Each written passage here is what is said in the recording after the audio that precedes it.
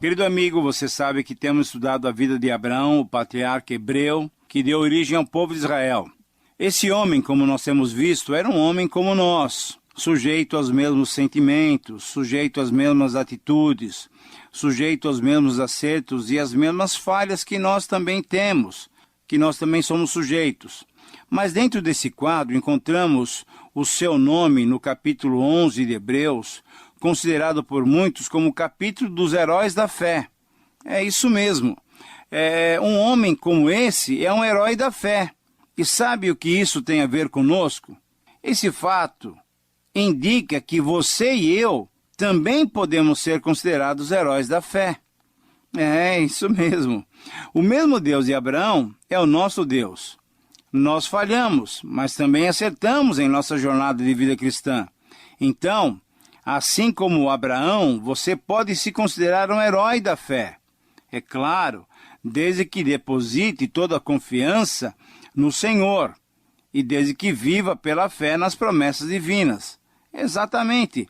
Esse é o requisito para sermos como Abraão. Andar e viver pela fé. Eis aí o grande desafio de Deus para cada um de nós. Que Ele mesmo possa nos capacitar a andar dessa maneira para a glória do seu próprio nome. Que seja essa a nossa oração. Agora vamos para o capítulo 18. A nossa tarefa é olhar todo esse capítulo e nós podemos fazer isso dividindo-o em 3 partes. Primeiramente, nos versículos 1 a 15, temos o relato da visita do Senhor e de anjos a Abraão. Nos versículos 16 a 21, temos o relato do anúncio da destruição, olha só, destruição das cidades de Gomorra e de Sodoma e de Gomorra. E aí, no finalzinho, nos versículos 22 a 33, temos a insistente intercessão de Abraão pelos moradores de Sodoma e de Gomorra. Então, vamos analisar cada um desses trechos. Em primeiro lugar, então, olhando para os versículos 1 a 15, temos um relato que nos faz saber de uma visita especial que Abraão recebeu. Estava Abraão por volta do meio-dia, no maior calor do dia, sentado à porta da sua tenda, quando levantou os olhos e viu bem próximo de si 3 homens. A sua reação pronta e de acordo com o costume da época, foi dirigir-se rapidamente aos seus visitantes, inclinando-se, ofereceu-lhes tudo o que era possível oferecer.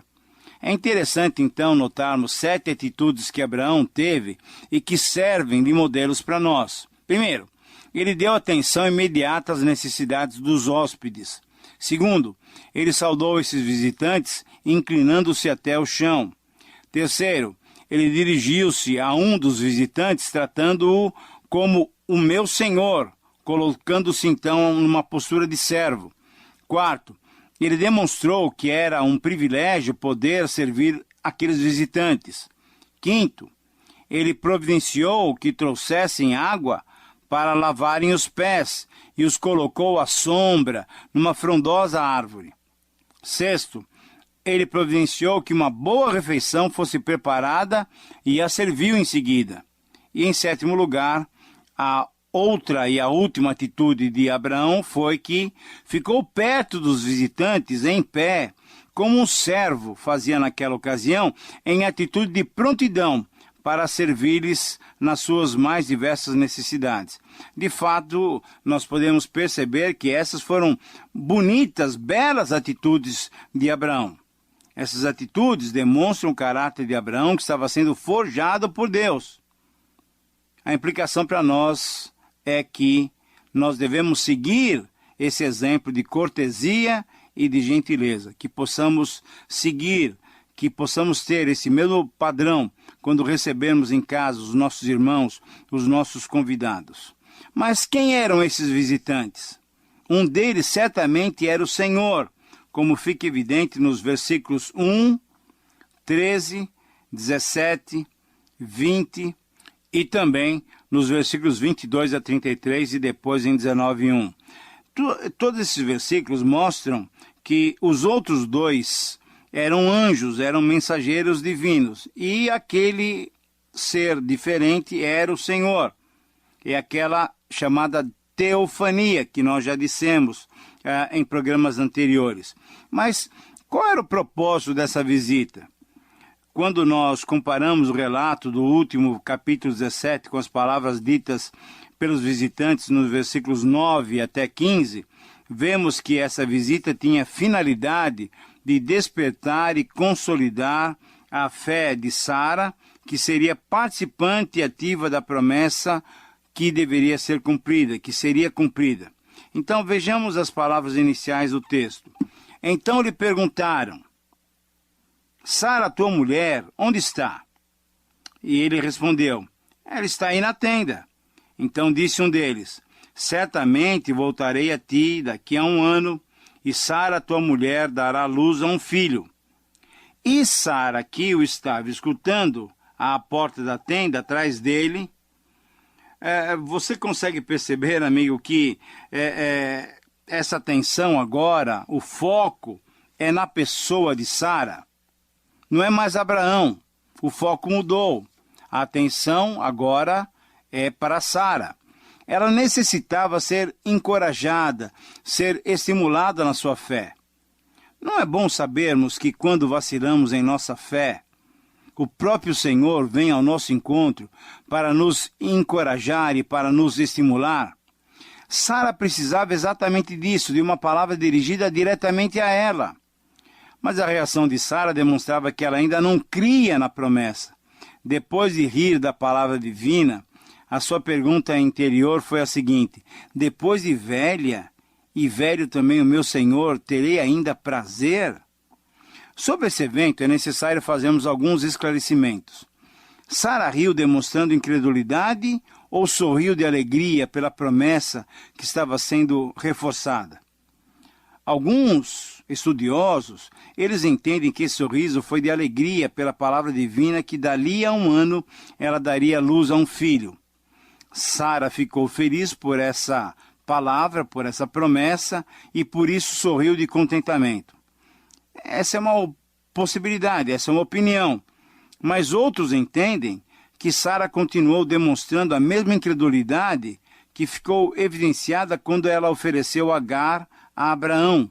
E assim, o seu sorriso nessa ocasião foi também uma expressão de incredulidade. Eu creio mais nessa segunda alternativa, nessa segunda hipótese. Por quê? Porque a palavra do anjo, no versículo 14, é muito significativa. Eu tomo essa posição porque o anjo disse assim para Sara: acaso para o Senhor há coisa demasiadamente difícil? Você percebe que ele está desafiando a Sara a ter mais fé, mais convicção? Mas um outro detalhe ainda mais intrincado é o seguinte: a frase terei ainda prazer, como é que nós podemos entender essa colocação de Sara? Um dos comentaristas entende que Sara expressou uma frase sensual, demonstrando que o sexo no casamento deve ser algo que, além da procriação, deve proporcionar alegria e prazer para os cônjuges. Mas, eles sendo já idosos, teria Sara esse prazer ainda? Outros comentaristas, entretanto, traduzem a frase da seguinte maneira: terei ainda esse prazer, entendendo que o prazer que ela se referia era esta boa notícia de que dali a 1 ano ela seria mãe? Qual é a sua opinião? É um trecho delicado, muito delicado. Mas por isso mesmo, então, é que necessitamos de um estudo cada vez mais profundo da palavra de Deus. Sem negar a verdade sobre o papel do sexo no casamento, isto é, que ele deve proporcionar prazer aos cônjuges, tenho para mim que Sara, ainda não crendo na promessa divina, expressou a seguinte ideia: como depois de velha, e de Abraão também sendo velho, terei esse prazer de dar à luz a um filho? Será que isso é possível? Na verdade, querido amigo, o que podemos perceber é uma luta interna de Sara contra as evidências concretas. Ela tinha 89 anos e Abraão tinha 99 anos. Sob o olhar humano, eles não tinham condições de gerar um filho. Exatamente sobre isso que Paulo escreve sobre Abraão, que, ao contrário de Sara, Abraão creu. Em Romanos 4, 18 a 21, nós lemos o seguinte: esperando contra a esperança, e sem enfraquecer na fé, embora levasse em conta o seu próprio corpo amortecido, não duvidou por incredulidade da promessa de Deus, mas pela fé se fortaleceu, dando glória a Deus, estando plenamente convicto de que ele era poderoso para cumprir o que prometera. Então Abraão cria firmemente que Deus poderia lhe dar um filho com Sara, enquanto ela mesma não tinha chegado a esse nível, a essa convicção plena de fé. Abraão cria firmemente que Deus poderia lhe dar um filho. Sara ainda não cria da mesma maneira. Mas ainda uma última observação deve ser feita, e ela se refere à mentira que Sara pronunciou, que Sara contou, de uma maneira deliberada, quando o anjo perguntou a Abraão por que ela tinha sorrido, e ela desdisse, negando o fato. Essa é mais uma prova de que Sara ainda não estava no nível de fé de Abraão. Você percebe, querido amigo, que Sara tinha que ter essa confiança restabelecida, encorajada, acertada, essa mesma confiança que Abraão já possuía? Sara deveria crer tanto quanto Abraão, pois dali a um ano a promessa se cumpriria, a promessa seria concretizada. Então fica claro, percebemos que para estimular e consolidar a fé de Sara é que os anjos foram enviados nessa missão.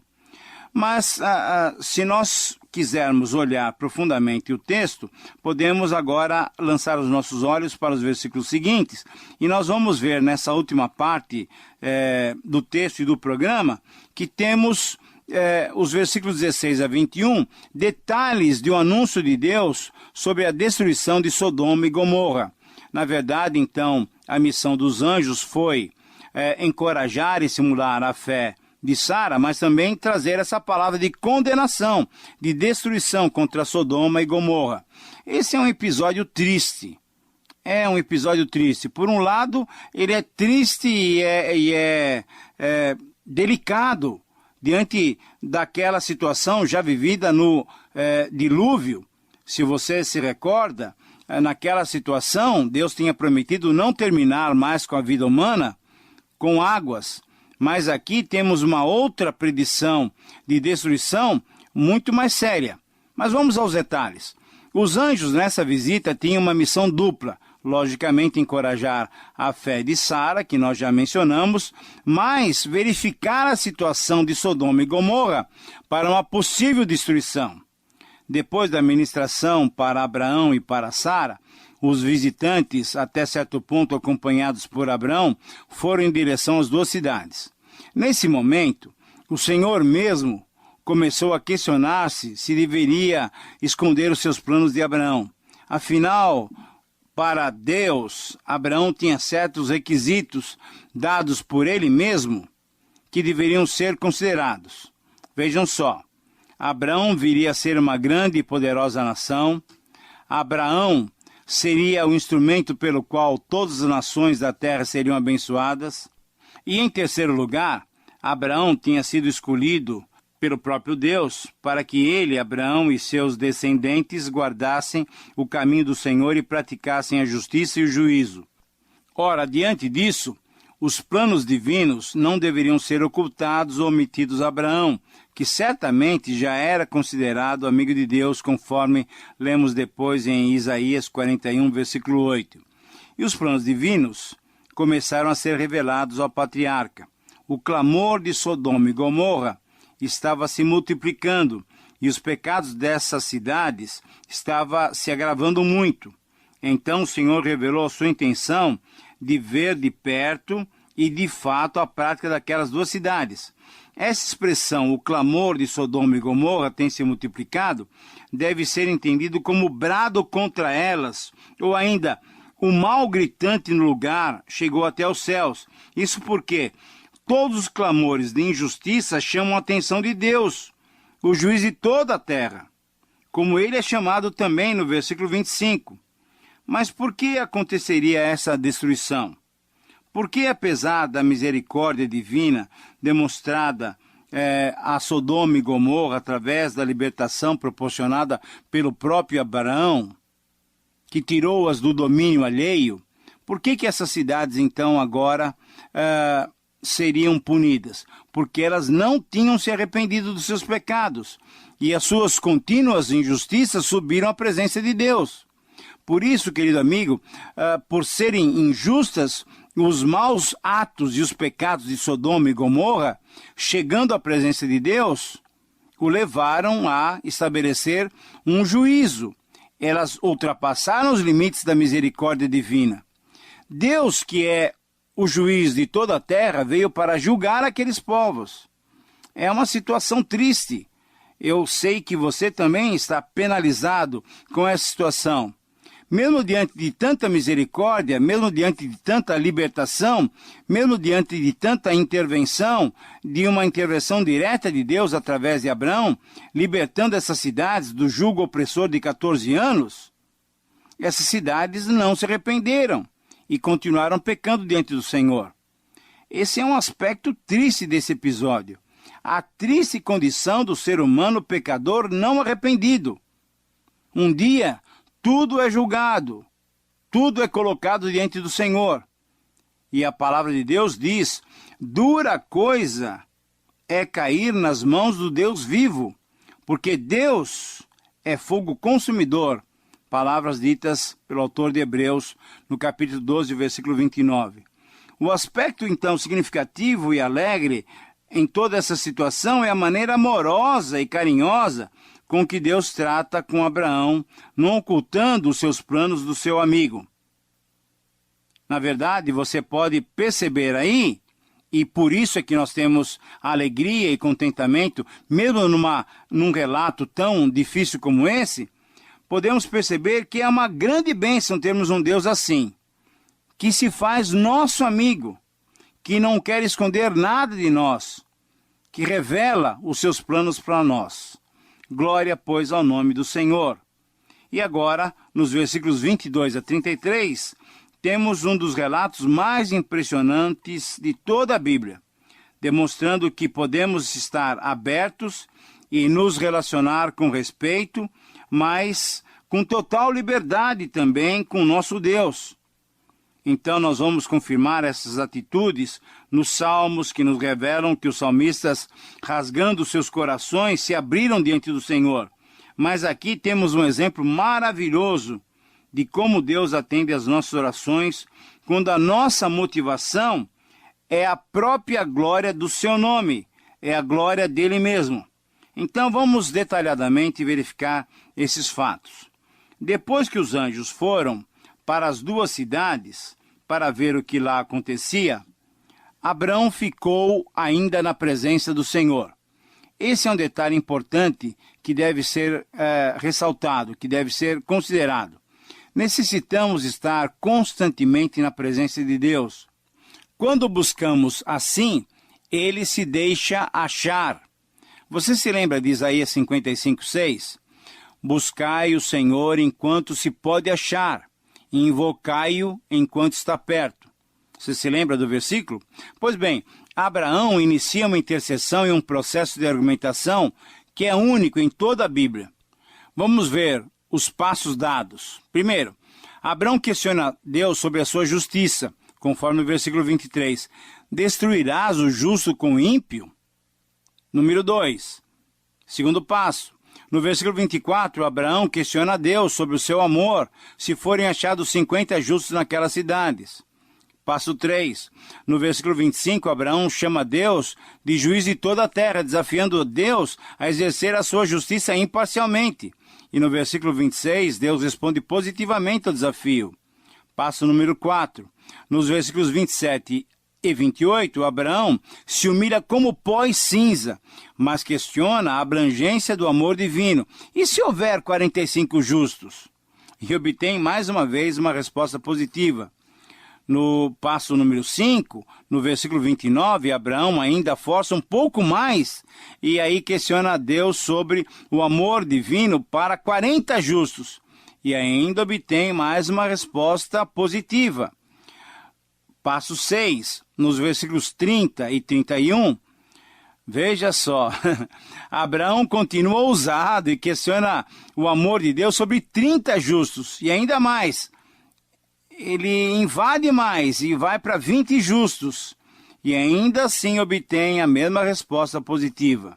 E finalmente, passo 7, Abraão chega no versículo 32 ao seu limite, e apela para a grande paciência divina e para o seu amor incomensurável, ainda questiona o Senhor.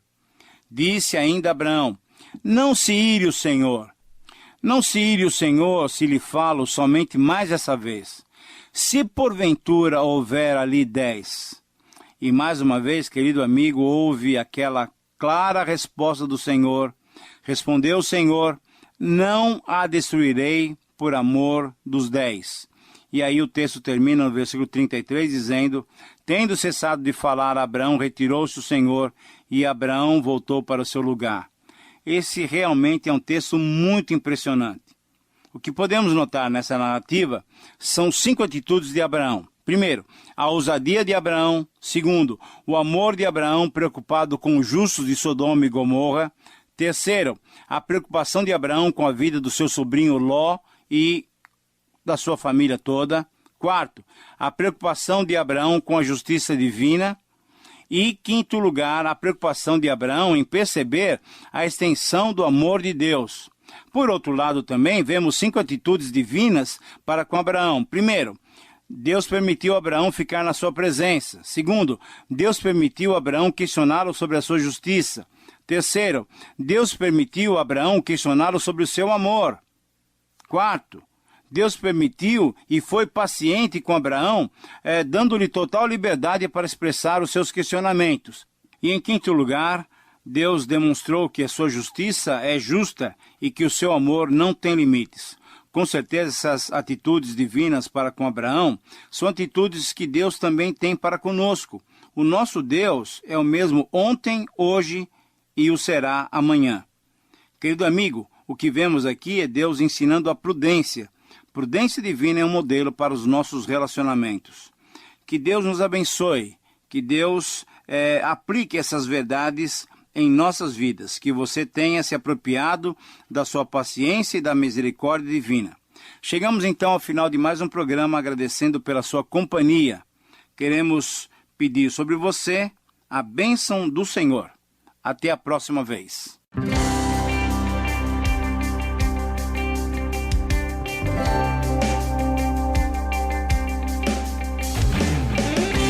Através da Bíblia. Estudo sistemático e detalhado da Palavra de Deus do Gênesis ao Apocalipse. Para saber mais, acesse nosso site transmundial.org.br.